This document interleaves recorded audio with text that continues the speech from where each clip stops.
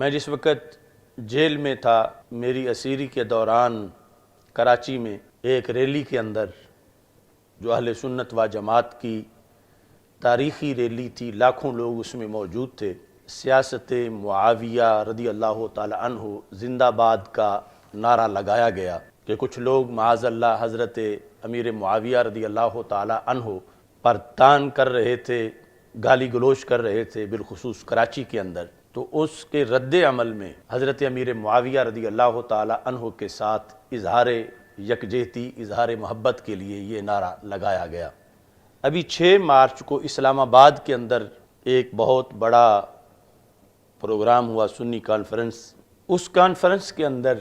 اس نعرے سے معاذ اللہ براءت کا اعلان کیا گیا، اور براءت کا اعلان بھی بڑا عجیب طریقے سے کیا گیا۔ وہ ملک کہ جس کے اندر روزانہ سیاست بھٹو زندہ باد، سیاست نواز شریف زندہ باد اور سیاست عمران خان زندہ باد کے نعرے لگائے جا رہے ہیں، اور اپنے اپنے گروپوں میں علماء و مشائخ وہاں بیٹھے ہوتے ہیں، اور کسی نے کبھی اس سے برات کا اعلان نہیں کیا۔ لیکن جب ایک عظیم صحابی رسول صلی اللہ علیہ وسلم کے لحاظ سے لگے ہوئے نعرے سے براءت کا اعلان کیا گیا، میرے سینے پر ایک تیر کی طرح لگا کہ آج 15ویں صدی میں مستشرقین، اورینٹلسٹ، یہود و نصارہ کیا کہیں گے کہ جس شخص نے ان کی کمر توڑی تھی اور دور دور تک یہود و نصارہ کو شکست دے کر اسلام کا پرچم بلند کیا تھا، آج اس کے طرز حکمرانی اور اس کی سیاست سے برات کا اعلان کیا جا رہا ہے۔ یہ نہایت ہی شرمندگی کی بات تھی۔ یہ بھی کہا گیا کہ جس بندے نے یہ نعرہ لگایا تھا وہ کہتا ہے مجھے خیال نہیں رہا کہ میں کیا کہہ رہا ہوں، یعنی جیسے اس نے بڑی ہی غلط بات کی ہو۔ لیکن ہم نے اس سے اعلان برات کیا، اور آج کے اجتماع میں ان سے کھل کر برات کا اعلان کرتے ہیں۔ اور پھر کہا کہ یہ جو ہم نے برات کا اعلان کیا ہے، یہ ہم نے حق کو قبول کیا ہے، یعنی وہ نعرہ ناحق تھا، اور اب جو برات کا ہم اعلان کر رہے ہیں،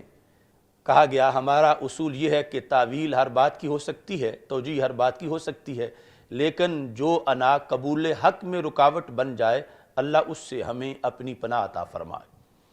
تو قبول حق جس چیز کے بعد انہوں نے کہا وہ ہے سیاست معاویہ رضی اللہ تعالی عنہ زندہ باد سے برات کا جو اعلان ہے، اس کو انہوں نے قبول حق قرار دیا۔ وہاں اعلامیہ جاری کیا گیا، اور اتنی کثیر تعداد میں علماء و مشائخ بیٹھے ہوئے تھے، اور پھر پورا ہر طرف یہ پیغام پہنچا۔ ہم نے یہ فریضہ سمجھا کہ یہ غلطی، اس کی اصلاح ہونی چاہیے، اور نسلوں تک یہ بات پہنچانی چاہیے کہ جو چیز ہماری کتابوں میں 14 صدیوں میں آ رہی ہے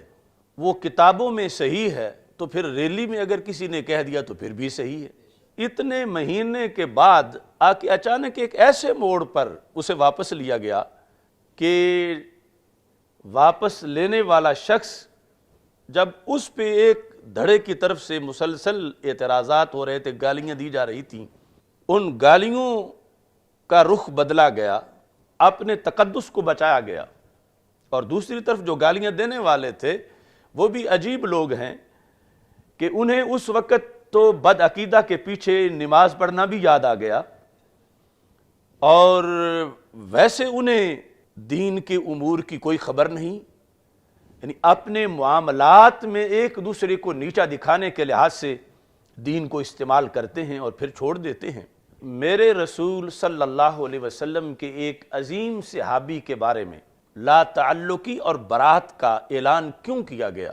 فمن احبہم فبحبی احبہم، سرکار فرماتے ہیں جس نے ان سے محبت کی، ان سے نہیں مجھ سے کی۔ فمن ابغضہم فببغضی ابغضہم، جس نے ان سے بغض رکھا اس نے ان سے نہیں مجھ سے بغض رکھا۔ تو اصولوں کے مطابق یہ سیاست نبوی زندہ باد کے نعرے سے انحراف کیا گیا۔